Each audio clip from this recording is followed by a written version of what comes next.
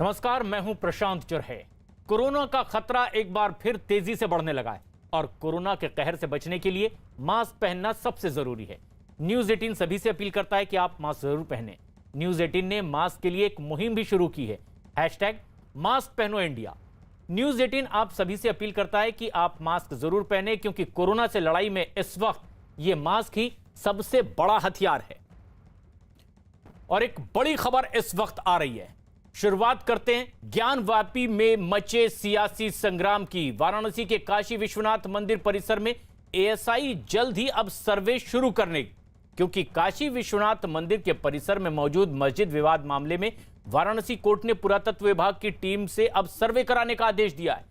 Court ने ASI से 5 लोगों की टीम बनाकर सर्वे कराने के निर्देश दिए हैं और यह टीम खुदाई करके मिले साक्ष्यों का अध्ययन करेगी और इस बात का पता लगाएगी कि ज्ञानवापी परिसर के नीचे की जमीन में मंदिर के अवशेष हैं या नहीं। कोर्ट ने कहा है कि ढांचे के नीचे क्या था, इसकी जांच की जाएगी। इस बात की जांच हो कि क्या ढांचे को तोड़ा गया था और मंदिर के हिस्से को तोड़कर मस्जिद बनाया गया था। इस बात की जांच होगी कि क्या विवादित जगह पर पहले कोई और धार्मिक ढांचा था। कोर्ट ने इस आदेश दिया है और इसके बाद अयोध्या में साधु संतों ने मिठाई बांटकर खुशी का इजहार किया है। तो उधर दूसरी तरफ मुस्लिम पर्सनल लॉ बोर्ड के सदस्य जफरयाब जिलानी ने फैसले को कोर्ट में चुनौती देने की बात कही है। विदेशी आक्रांताओं के द्वारा जो वहां 1669 में और एहतिशाम खान हमारे सहयोगी इस वक्त हमसे फोन लाइन पर जुड़ रहे हैं। एहतिशाम, जिस तरह की बात अब इस पूरे मामले में सामने आ रही है, क्या कहता है वो मस्जिद का संगठन जिनके ऊपर ये आरोप लगे थे कि हिस्सा तोड़कर बनाया गया, अब एएसआई से सर्वे की बात कही गई है, ताजा स्थिति क्या दिखाई दे रही है? देखिए, एक तो यह है कि निचली अदालत का एक आदेश आया है जिसमें यह कहा गया है कि एएसआई अपनी एक रिपोर्ट दे, वहां पर जाकर देखे कि अवशेष किस किस तरह के हैं और क्या सबूत मिल रहे हैं कि वहां कभी कोई मंदिर था, मस्जिद किस तरह से बनी। इस पर एक रिपोर्ट एएसआई से मांगी गई है निचली अदालत द्वारा। लेकिन अब इसको लेकर एक बड़ी राजनीति ये शुरू हो गई है कि जो मुसलमान पक्षकार हैं उनको ये लगता है कि जिस तरह से राम मंदिर बाबरी मस्जिद का विवाद हुआ था और वहां पर एएसआई से ही बातें शुरू हुई थी, तो उसी तरह का कुछ सिचुएशन, कुछ हालात यहां पर भी बनाने की कोशिश की जा रही है। क्योंकि जो मुसलमान पक्षकार है उनका कहना है कि अभी इसका एक लार्जर इशू कि क्या ये मुकदमा चलना चाहिए या नहीं, वही इशू अभी लंबित है इलाहाबाद हाई कोर्ट में। और जब तक हाई कोर्ट का आदेश नहीं आ जाता तब तक निचली अदालत को आदेश नहीं देना चाहिए था। ये एक पक्ष है। लेकिन वहीं जो दूसरे पक्षकार है जिन्होंने याचिका दाखिल की थी लगभग 30 साल पहले, उनका कहना है कि ये एक पहला कदम है और उसको एक बड़ी जीत के तौर पर मान रहे हैं कि इतने सालों की लंबी लड़ाई के बाद कोर्ट ने कम से कम ये आदेश दिया है कि सर्वे हो, देखा जाए कि वहां पर क्या था और पुरातत्व विभाग अपनी रिपोर्ट दे। तो दोनों पक्ष इसको अपने अपने नजरिए से देख रहे हैं, लेकिन सच्चाई है कि अब इस पर राजनीति आने वाले दिनों में काफी तेज हो सकती है और इसी के आसार भी हैं। लेकिन हम अपने दर्शकों को बताते हैं कि ज्ञानवापी परिसर विवाद मामले में हिंदू पक्ष का दरअसल क्या कहना है। हिंदू पक्ष विवादित ढांचे के नीचे मंदिर होने का दावा करता है। हिंदू पक्ष दीवारों पर देवी देवताओं के चित्र होने का दावा करता है। हिंदू मंदिर के 2500 साल पुराने होने का दावा करते हैं। आरोप है कि 1664 में मुगल शासक औरंगजेब के वक्त मंदिर को तोड़ा गया था और मंदिर वाली जगह पर मस्जिद बनाई गई थी। मस्जिद के नीचे मंदिर होने का दावा करने वाले हिंदू पक्ष के लोग कोर्ट के इस फैसले से बेहद खुश हैं। इन लोगों को उम्मीद है कि सर्वे से सारा सच सामने आएगा और इसी खुशी में अयोध्या में साधु संतों ने मिठाइयां बांटी हैं, अपनी खुशी का इजहार किया है। हिंदू पक्ष की तरफ से कोर्ट में दी गई याचिका में ज्ञानवापी मस्जिद को हटाने की मांग की गई है। अब एएसआई की टीम इन दावों की पड़ताल करेगी और इससे जुड़े वैज्ञानिक तथ्यों की जांच पड़ताल करेगी।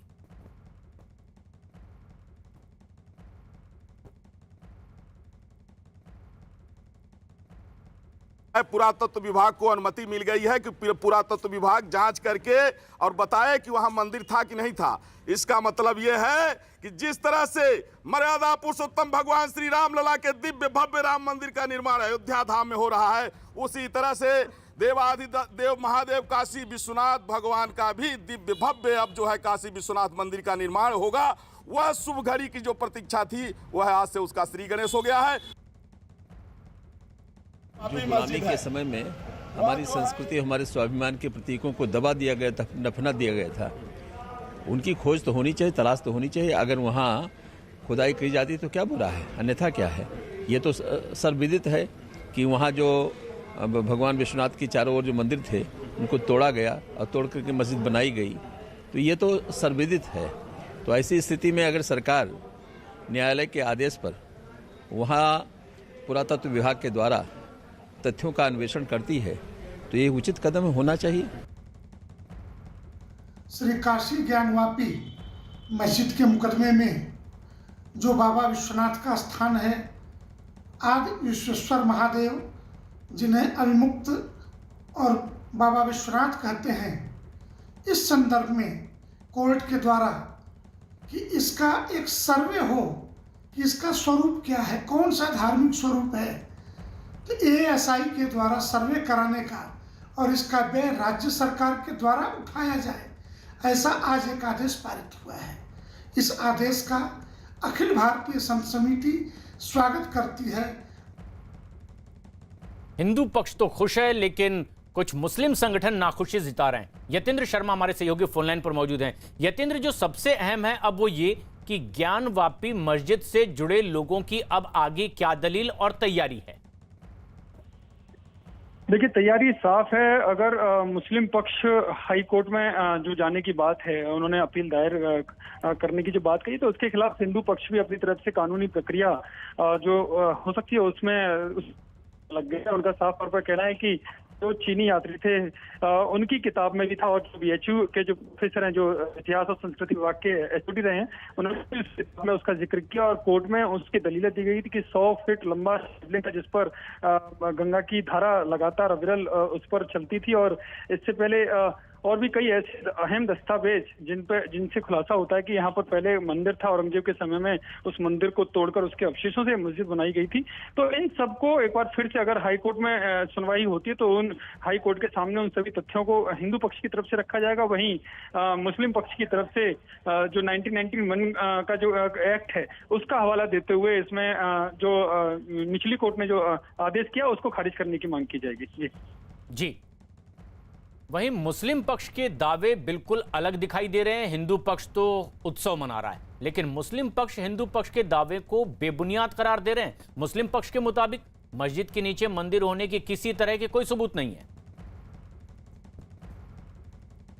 और इसीलिए all India Muslim personal law board यानी कि AIMPLB ने फैसला जो आया है इस पर सवाल खड़े किए। मुस्लिम पर्सनल लॉ बोर्ड के सदस्य जफरयाब जिलानी ने फैसले को कोर्ट में चुनौती देने की बात कही है। तो बहरहाल ये आर्डर जो है वो कतई गलत है, गैर कानूनी है। और मेरी बात अभी हुई इलाहाबाद में, जो सीनियर एडवोकेट फरमान अली साहब इसको कर रहे हैं, इसकी बहस उन्होंने की है, उनसे मेरी बात हुई तो वो वहाँ के जो कमेटीज़ की है बनारस में, उसके लोग कल तक मेरे ख्याल से वहाँ उनके पास पहुँच जाएंगे और वो तैयारी करके इसके रिवीज़न डिस्ट्रिक्ट कोर्ट में या हाई कोर्ट में जहाँ बनाई समझेंगे वो उसको फाइल करेंगे। मुस्लिम पर्सनल लॉ बोर्ड के मुताबिक वाराणसी जिला अदालत का ये फैसला कानून के खिलाफ है। आज जिला अदालत का बड़ा फैसला आया है। कहा गया है सर्वेक्षण करेगा ASI। इस पूरे मुद्दे पर हमारे साथ बात करने के लिए मौजूद हैं डॉक्टर कासिम मसूर इलियास साहब, all India Muslim personal law board की वर्किंग कमेटी के मेंबर भी हैं। डॉक्टर साहब, ये फैसला कैसे देख रहे हैं इसको? क्या आप लोग इसका स्वागत करेंगे, क्या कहेंगे? देखिए, 1991 में मुल्क की पार्लियामेंट में एक बिल बनाया था या एक कानून बनाया था। वो कानून ये कहता था कि बाबरी मस्जिद के अलावा जब मुल्क आज़ाद हुआ 15 अगस्त 1947 को, उस दिन जिस मस्जिद, मंदिर, गुरुद्वारा और चर्च की जो हैसियत थी वो अला हाल ही बाकी होगी, उसमें कोई अल्ट्रेशन नहीं किया जाएगा। ये जो फैसला है, ये फैसला उस कानून के खिलाफ है। अगर ऐसा सब कुछ सारे तथ्य इस तरीके से हैं तो आप लोग इस खुदाई का हिस्सा बनेंगे क्या? नहीं, हम तो इस पूरे इस फैसले को ही गलत समझते हैं। ये गड़े मुर्दे उखाड़ने की जो कोशिश है ये बिल्कुल गलत है। एहतिशाम खान हमारे सहयोगी लगातार हमारे साथ बने हुए हैं। एहतिशाम, अब क्या ये कानूनी पेचीदगियों में उलझता चला जा रहा है या उसके पहले ही कहीं कोई हल निकाला जाएगा? किस तरह के संकेत मिल रहे हैं? देखिए, ये मामला पहले से ही कानूनी पेचीदगी में उलझा हुआ है, क्योंकि इसमें जो इसका जो मूल है इस पूरे विवाद का वो है 1991 का places of worship act.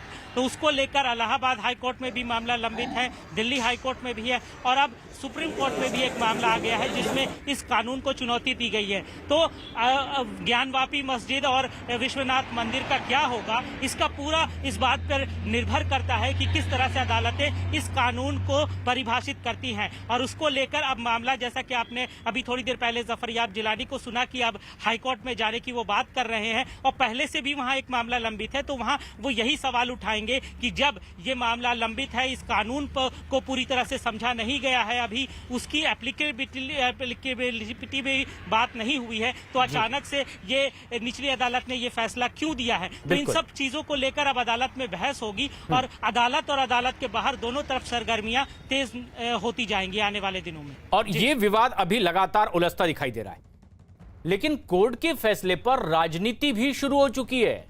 MIM प्रमुख असदुद्दीन ओवैसी ने एक के बाद एक कई ट्वीट किए और कोर्ट के फैसले पर सवाल खड़े किए हैं। एमआईएम और के प्रमुख ने कहा है कि all India Muslim personal law board और मस्जिद कमेटी को अब इस आदेश पर तुरंत अपील करके इसमें सुधार करवाना चाहिए। एएसआई से सिर्फ झूठ की उम्मीद की जा सकती है और इतिहास दोहराया जाएगा, जैसा कि बाबरी के मामले में किया गया था। किसी भी व्यक्ति को मस्जिद की प्रकृति बदलने का कोई अधिकार नहीं है। लेकिन उधर स्वामी चक्रपाणी ने भी कोर्ट के फैसले का स्वागत किया है। उन्होंने उम्मीद जताई है कि वर्षों बाद सही बात सामने आएगी और हिंदुओं को न्याय मिलेगा। मस्जिद की पुरातत्व विभाग के द्वारा जो जांच की मंजूरी दी गई है बड़ा ही ऐतिहासिक है, बहुत ही खुशी वाला पल है ये। अब इससे एक साफ हो गया कि जिस प्रकार से औरंगजेब के आदेश पर मंदिर को तोड़ करके ज्ञानवापी मस्जिद की ढांचा को तैयार किया गया, बनाया गया था ज़बरदस्ती, जिसमें तमाम हिंदुओं के नरसंहार हुए, हमें हिंदुओं की भावनाओं को ठेस पहुंचाया गया। निश्चित रूप से अब दूध का दूध पानी का पानी हो जाएगा। एहतिशाम खान लगातार हमारे साथ बने हुए हैं। एहतिशाम, अब अलग अलग संगठनों के दावे तो अपनी जगह हैं, लेकिन जहां दलीलें देनी है वहां दोनों पक्ष किस तैयारी में, और क्या ये माना जाए कि ये लड़ाई अभी और कुछ थोड़ी लंबी चल सकती है और ये बयानबाजी का दौर भी?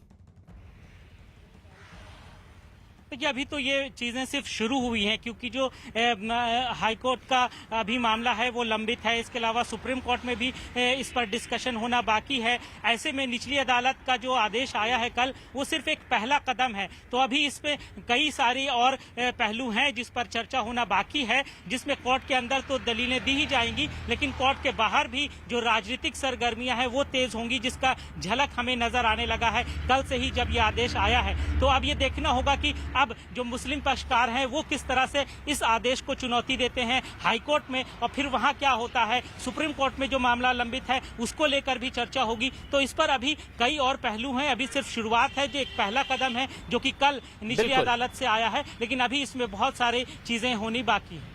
तो ये दिखाई भी दे रहा है कि अभी सिर्फ ये शुरुआत है। काशी विश्वनाथ मंदिर और ज्ञानवापी मस्जिद से जुड़ा ये विवाद अभी दूर तक जा सकता है और इसी तरह की बयानबाजी भी हो सकती है। लेकिन इन तमाम बयानबाजी के बीच कांग्रेस भी इस पर राजनीति करने से नहीं चूक रही है। कांग्रेस ने पूजा स्थल कानून 1991 का हवाला देते हुए फैसले पर सवाल खड़े किए हैं, साथ ही साथ सर्वेक्षण पर भी सवाल खड़े किए हैं। पार्लियामेंट के अंदर यह कानून पास किया जा चुका है कि अयोध्या के राम मंदिर के अलावा कोई भी धार्मिक जगह, मस्जिद, मंदिर, गुरुद्वारा, चर्च को बदला नहीं जा सकता है। इसलिए अदालत का ये फैसला, बड़ी अदालत हाई कोर्ट और सुप्रीम कोर्ट निश्चित तौर से बदल देंगे। सर्वेक्षण का, किसी भी तरीके के सर्वे का कोई सवाल नहीं उठता है। आस्था के द्वंद्व और सेवासी लड़ाई के बीच कोरोना से जंग पूरे देश में जारी है और देश कोरोना की दूसरी लहर की चपेट में आ चुका है। कोरोना की दूसरी लहर ने अब तक के सारे रिकॉर्ड तोड़ दिए हैं। पिछले 24 घंटे में कोरोना के 1,31,000 नए मरीज सामने आए हैं। कोरोना के इस कहर को देखते हुए अब कई राज्यों में लॉकडाउन, वीकेंड लॉकडाउन और कोरोना कर्फ्यू जैसी पाबंदियां लगनी शुरू हो चुकी है। महाराष्ट्र में कोरोना के हालात अब बेकाबू होते दिखाई दे रहे हैं और इसीलिए कोरोना कर्फ्यू के साथ ही वीकेंड लॉकडाउन भी लगाया जा चुका है। दिल्ली और पंजाब में भी 30 अप्रैल तक के कोरोना कर्फ्यू लागू है। उत्तर प्रदेश, मध्य प्रदेश और छत्तीसगढ़ समेत दूसरे और राज्यों में भी लॉकडाउन, कोरोना कर्फ्यू जैसी पाबंदियां लगने शुरू हो चुकी है। ऐसे में लापरवाही जारी रही तो पूरा देश एक बार फिर लॉकडाउन की तरफ बढ़ सकता है, जिससे बचने का फिलहाल तो एक ही उपाय है, कोरोना के नियमों का सही तरह से पालन किया जाए। और इसीलिए न्यूज़ 18 की आपसे अपील है कि कोरोना से बचने के लिए, इसकी रोकथाम के लिए आप मास्क जरूर पहनें।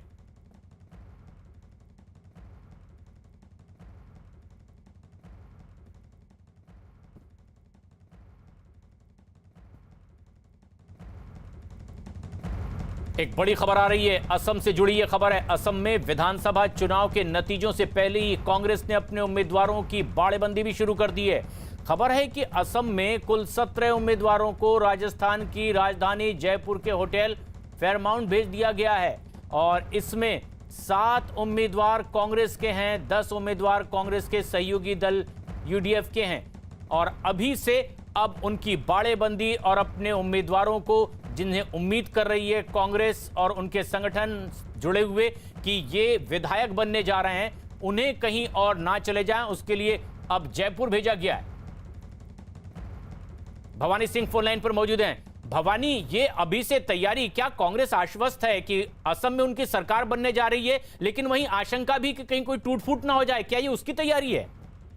देखिए, आशंका बहुत ज्यादा है। उनको लग रहा है कि महाजोत के अंदर जो वो उनको कहीं छोटी मोटी उम्मीद लगी है, लेकिन उनको ये लग रहा है कि अगर कोई संभावना बनती है तो मुश्किल होगा उनके लिए एकजुट रखना। इसलिए पहले से तैयारी की जा रही है, कैंडिडेट्स को लाया जा रहा है। एआईडीएफ 14 सीटों पर चुनाव लड़ रही है, उसमें से 10 प्रत्याशियों को जयपुर लाया जा चुका है यहाँ पर फ्लाइट से, और उसके बाद में शाम तक और ला सकते हैं। अभी चार्टर प्लेन से लाया गया, 18 लोगों को लेकर आया गया, जिसमें कुछ कांग्रेस के कैंडिडेट भी है। लेकिन अभी तो सबसे बड़ा फोकस है कि महाजोत के अंदर जितने गठबंधन के दल हैं उनसे, और जो निर्दलीय हैं, जो समर्थक माने जा रहे हैं, उनको भी कोशिश कर रही है कांग्रेस जितना ज्यादा हो सके कैंडिडेट को जयपुर ला सके।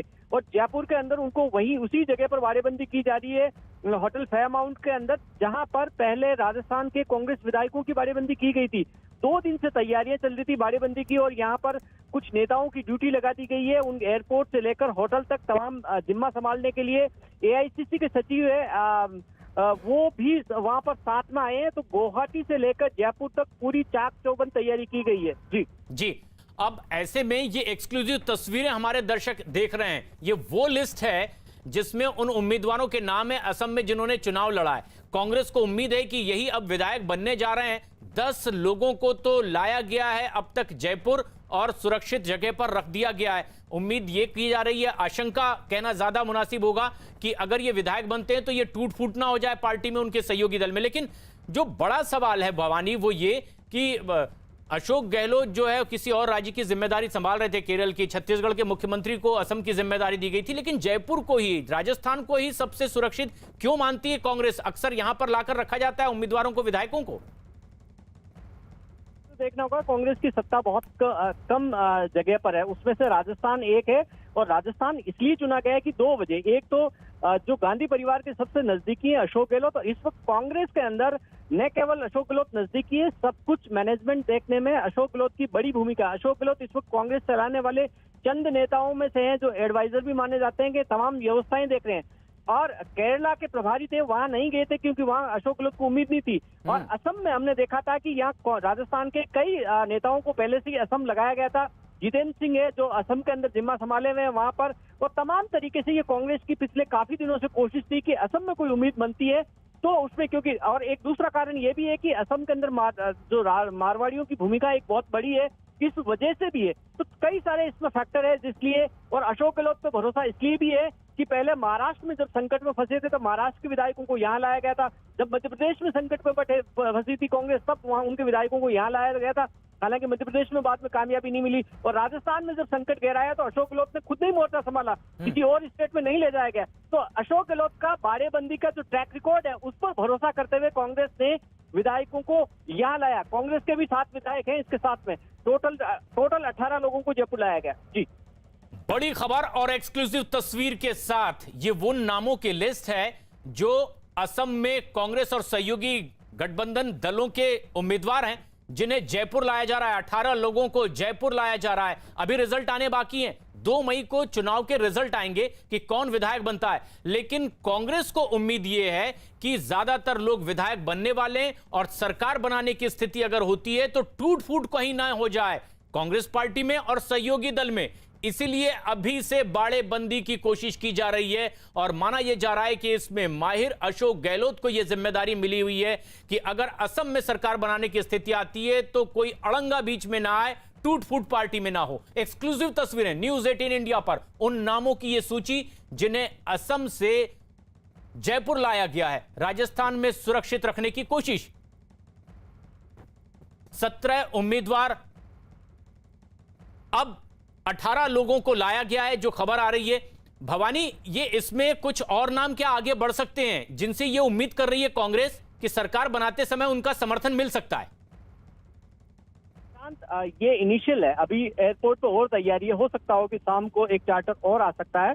अगले 2 दिन में माना जा रहा है कि जो कांग्रेस से संभव हो सकेगा उसमें जो कांग्रेस के कैंडिडेट हैं उनको भी लाया जाएगा। इसके अलावा जो इनके सहयोगी दल हैं उनके लाया जाएगा। इसके अलावा निर्दलीयों पर नजर है कि जो निर्दलीय जिनमें जीतने की क्षमता नजर आ रही है उनकी घेराबंदी की कोशिश की जा रही है। वहां इस वक्त कांग्रेस की एक बड़ी टीम इसी काम में लगी हुई है कि किस तरीके से जो लोग महाजोत में नहीं है उनको भी लाया जाए, जिससे कोई संभावनाएं ऐसी बनती हो जहां पर अगर ट्रायंगल की स्थिति होती हो, अगर स्पष्ट बहुमत नहीं मिलता हो तो किस तरीके से वहां सरकार बनाई जाए। लेकिन ये एक्सक्लूसिव तस्वीरें हमारे दर्शक देख रहे हैं, नामों की सूची है जो असम से उम्मीदवार हैं लेकिन अब जयपुर ला लिए गए हैं। और माना यह जा सकता है कि अतीत में जो कुछ कांग्रेस के साथ घटा है कुछ राज्यों में, उससे सीख लेते हुए अब बहुत पहले ही तैयारी करना चाहती है कांग्रेस। अरुण सिंह हमारे सहयोगी फोन लाइन पर मौजूद हैं। अरुण, ये जो लिस्ट एक्सक्लूसिवली हम दिखा रहे हैं न्यूज 18 इंडिया पर, उम्मीदवार तो ये असम के हैं, विधायक बनने की उम्मीद कांग्रेस को है, लेकिन क्या कांग्रेस पिछले दिनों जो लगातार अतीत में घटनाएं उनके साथ होती रही कि सबसे बड़ी पार्टी होने के बावजूद सरकार बनाने में वो वंचित रहे, अब क्या सीख लेते हुए ये कदम उठा रही है और कुछ लोगों को, उम्मीदवारों को अब जयपुर लाया गया है?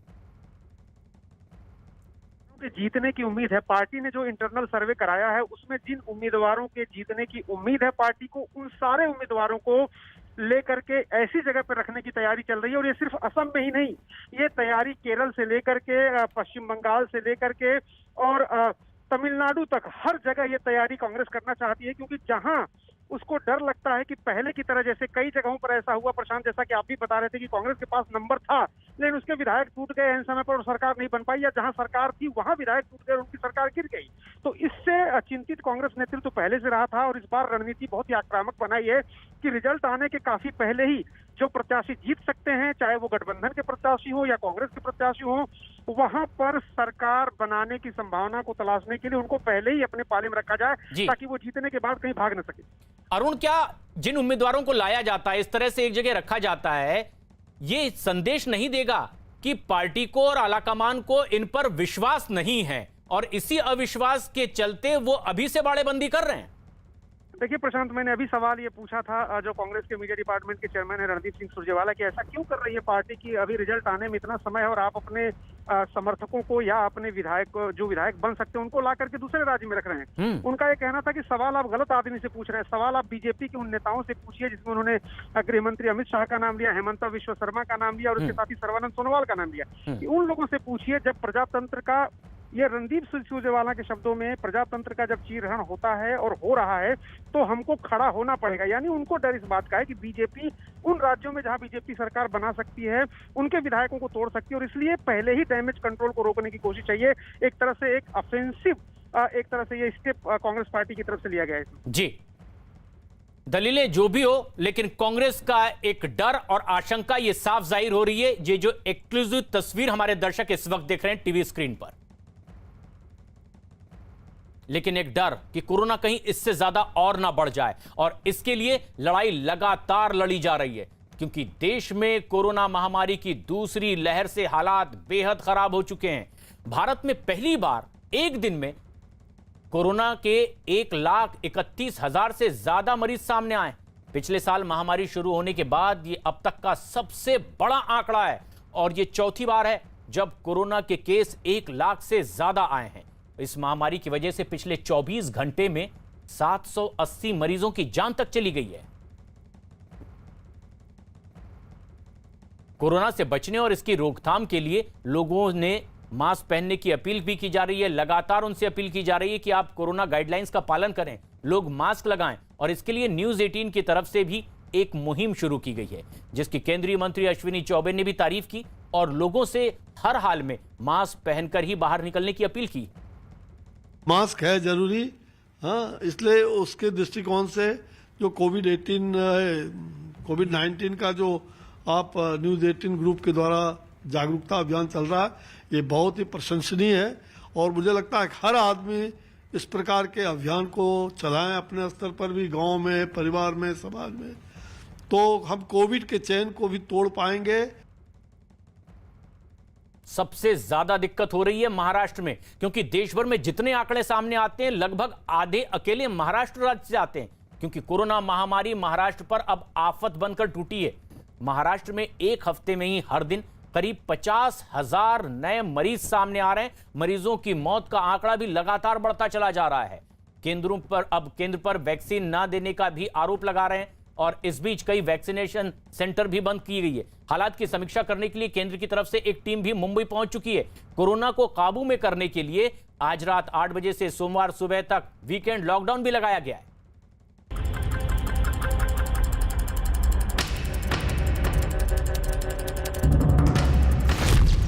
महाराष्ट्र में कोरोना का महासंकट।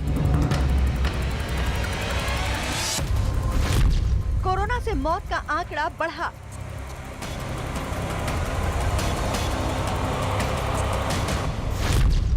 तीन दिन में कोरोना से 995 लोगों की मौत।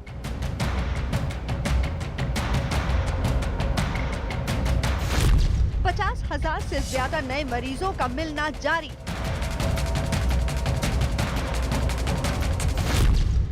कोरोना महामारी का विकराल रूप महाराष्ट्र में नजर आने लगा है।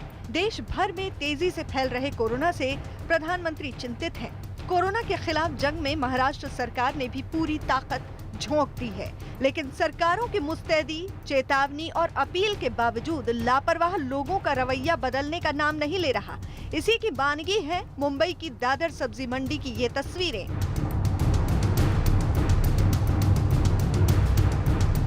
कोरोना के खतरे से बेपरवाह लोग जब सब्जी बेचने और खरीदने के लिए पहुंचे तो भूल गए कि मुंबई, महाराष्ट्र और देश एक ऐसी बीमारी की चपेट में है जिससे बड़ी संख्या में लोगों की मौत हो रही है। न चेहरे पर सही तरह से मास्क लगाने की फिक्र, न सोशल डिस्टेंसिंग का होश। जब बार बार कहने के बावजूद लोग सुधरने को तैयार ना हो तो कोरोना का खतरा कम हो भी तो कैसे। कई दिनों से मुंबई की दादर सब्जी मंडी में इसी तरह चल रहा है।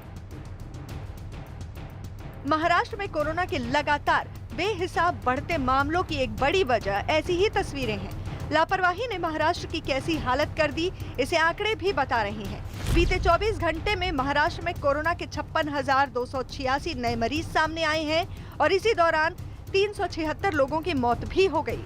2021 में कोरोना की वजह से मौत का ये सबसे बड़ा आंकड़ा है। हालांकि इसी दौरान 36,130 मरीज कोरोना से ठीक भी हुए। राज्य में अब तक कोरोना के 32,29,547 मरीज मिल चुके हैं, जिनमें से 57,028 की जान जा चुकी है। जाहिर है हालात बेहद खतरनाक हो चुके हैं। महाराष्ट्र में बीते 3 दिनों के ही मौत के आंकड़े डरावने हैं। महाराष्ट्र में एक दिन पहले यानी 8 अप्रैल को कोरोना से 376 लोगों की मौत हुई, जबकि 7 अप्रैल को 322 लोगों की जान गई। 6 अप्रैल को महाराष्ट्र में 297 लोगों की मौत हुई, यानी केवल 3 दिनों में ही कोरोना की वजह से 995 लोग जान गंवा चुके हैं। जब नौबत यहां तक आ पहुंची तो सरकार सख्ती बढ़ाने को मजबूर हो गई। आज से पूरे महाराष्ट्र में वीकेंड लॉकडाउन है। ये शुक्रवार रात 8 बजे से सोमवार सुबह 7 बजे तक जारी रहेगा। मुंबई में पुलिस कमिश्नर हेमंत नगराले ने ट्विटर के जरिए लोगों से इस दौरान घरों से बाहर नहीं निकलने की अपील की। असल में महाराष्ट्र की राजधानी मुंबई भी कोरोना के कहर से कराह रही है। मुंबई में बीते 24 घंटे में कोरोना के 8,938 नए मरीज मिले और इतने ही वक्त में 23 लोगों की मौत हो गई। कोरोना से बचाव के लिए मास्क और सोशल डिस्टेंसिंग सबसे ज्यादा जरूरी है, लेकिन डरावने आंकड़ों के बावजूद बाजारों में भीड़ और कोरोना से बचाव के नियमों की अनदेखी आम बात हो गई है। हालांकि सरकार ने कोरोना से बचाव के लिए वैक्सीनेशन पर पूरा जोर लगा दिया है, लेकिन बताया गया कि कहीं-कहीं इसकी राह में भी रोड़े आ गए हैं। इसी की एक तस्वीर मुंबई के बांद्रा इलाके के होली फैमिली अस्पताल में दिखी। अस्पताल के बाहर एक पोस्टर लगा मिला जिसमें वैक्सीन का स्टॉक खत्म होने की वजह से वैक्सीनेशन रोकने की जानकारी दी। एक बड़ी खबर इस वक्त की। दिल्ली के सर गंगाराम अस्पताल में 37 डॉक्टरों की कोरोना जांच रिपोर्ट पॉजिटिव आई है। इन डॉक्टरों में 5 को अस्पताल में भर्ती करवाया गया है, जबकि 32 डॉक्टर घर पर ही क्वारंटीन है। बताया जा रहा है कि सभी डॉक्टर कोरोना मरीजों के इलाज में लगे हुए थे। डॉक्टरों को फिलहाल कोरोना के हल्के लक्षण ही बताए जा रहे हैं। दिल्ली के मुख्यमंत्री केजरीवाल ने गंगाराम अस्पताल के चेयरमैन को मुलाकात के लिए भी बुलाया है। शाम 4 बजे होने वाली इस बैठक में केजरीवाल गंगाराम अस्पताल के हालात की जानकारी भी लेंगे। 37 डॉक्टर सर गंगाराम अस्पताल के कोरोना पॉजिटिव पाए गए हैं। इन डॉक्टर्स में 5 तो अस्पताल में भर्ती भी कराए गए, लेकिन बड़ा सवाल ये कि जो फ्रंटलाइन वॉरियर के तौर पर कोरोना वैक्सीन ले चुके हैं, उन्हें भी एक के बाद एक कोरोना हो रहा है और कोरोना रिपोर्ट उनकी पॉजिटिव आ रही है। और इसी कड़ी में सर गंगाराम अस्पताल में लेकिन ये एक बेहद अहम और बड़ी खबर भी आ रही है कि एम्स में भी कोरोना का कहर देखा गया है। सर गंगाराम के बाद अब 35 स्वास्थ्य कर्मी एम्स में पॉजिटिव पाए गए हैं। 35 स्वास्थ्य कर्मियों का कोरोना टेस्ट पॉजिटिव आया है। एम्स में काम करने वाले 35 स्वास्थ्य कर्मी पॉजिटिव पाए गए हैं। यह एक बड़ी खबर। सर गंगाराम अस्पताल में 37 डॉक्टर कोरोना पॉजिटिव पाए गए, तो एम्स के 35 स्वास्थ्य कर्मी पॉजिटिव पाए गए। प्रियंका कांडपाल हमारे सहयोगी इस वक्त हमसे जुड़ रही हैं। प्रियंका, क्या और ताजा जानकारी मिल पा रही है? स्वास्थ्य कर्मियों में कौन कौन है और ताजा स्थिति उनकी क्या बनी हुई है स्वास्थ्य की? जी बिल्कुल, अभी ये बिल्कुल प्रारंभिक डेटा सामने आया है। बताया जा रहा है कि जो डेटा है वो इससे ज्यादा भी हो सकता है। इनमें डॉक्टर, नर्सेस, सिक्योरिटी गार्ड्स की संख्या अभी और बढ़ सकती है। हालांकि जो फिलहाल 35 डॉक्टर्स की बात बताई जा रही है जो कोरोना पॉजिटिव है, लेकिन और हेल्थ केयर प्रोफेशनल्स का डेटा भी इसमें जुड़ सकता है। ये एम्स का आंकड़ा है जहां पर इतनी भारी संख्या में कोरोना से संक्रमित हुए हैं डॉक्टर। और इसके साथ ही गंगाराम अस्पताल में भी कल ये सामने आया था कि 37 डॉक्टर कोरोना पॉजिटिव हुए हैं। हालांकि सभी को माइल्ड सिम्टम्स हैं, कोई भी आईसीयू में नहीं है। इस तरीके की स्थिति जो फिलहाल दिल्ली में बनी हुई है, इसी को लेकर सीएम अरविंद केजरीवाल ने 4 बजे मीटिंग भी बुलाई है कि किस तरीके से इन स्थितियों से अब निपटा जाएगा। जब इलाज करने वाले डॉक्टर, वैक्सीन लगाने वाले डॉक्टर खुद कोरोना पॉजिटिव हो रहे हैं, तो किस तरीके से आगे की रणनीति बनाई जाए, इसमें 4 बजे अरविंद केजरीवाल की मीटिंग भी है। जी प्रशांत। एम्स में सर्जरी रोक दी गई थी एहतियातन, लेकिन अब अगर ये टेस्ट हो रहे हैं और 35 स्वास्थ्यकर्मी पॉजिटिव आए हैं, क्या कुछ और ये आंकड़ा बढ़ने की उम्मीद है और टेस्ट लगातार करवाए जा रहे हैं जो इन लोगों के संपर्क में आए होंगे? जी बिल्कुल, ये जो आंकड़ा है ये कल का आंकड़ा सामने आया है। ऐसे में ट्रेसिंग और टेस्टिंग सबकी चल रही है। इसमें केवल डॉक्टर और नर्स ही नहीं बल्कि उन तमाम जो वार्ड बॉयज होते हैं, जो सिक्योरिटी गार्ड्स हैं, उन सबको भी टेस्ट करके होम आइसोलेट किया गया है। ऐसे में ये आंकड़ा बढ़ने का ही अंदाजा लगाया जा रहा है। 50 से 60 ये तमाम हेल्थ केयर वर्कर हो सकते हैं, ऐसा भी अंदाजा लगाया जा रहा है। हालांकि कोई भी औपचारिक पुष्टि का फिलहाल इंतजार है एम्स की तरफ से, लेकिन जिस तरीके से एम्स में सर्जरी को, जो इमरजेंसी सर्जरी है, सिर्फ उनके अलावा बाकी सबको बंद किया गया है, वॉक इन ओपीडीज को बंद किया गया है, तो यानी कि संक्रमण जो है वो कोरोना का फैल रहा था अस्पताल में, और इसी वजह से ये कड़े फैसले अस्पताल की तरफ से भी लिए गए हैं। जी प्रशांत। और जिस तरह की आशंका जाहिर की जा रही थी, कुछ ऐसी ही डराने वाली खबर भी आई कि एम्स में ओपीडी जो पहले ही बंद थी, सर्जरी बंद कर दिए गए थे, लेकिन अब 35 स्वास्थ्यकर्मी कोरोना पॉजिटिव पाए गए हैं एम्स में। लेकिन अब आज जो और टेस्टिंग हो रही है, इसमें यह आंकड़ा बढ़ भी सकता है जो इन लोगों के संपर्क में आए हों।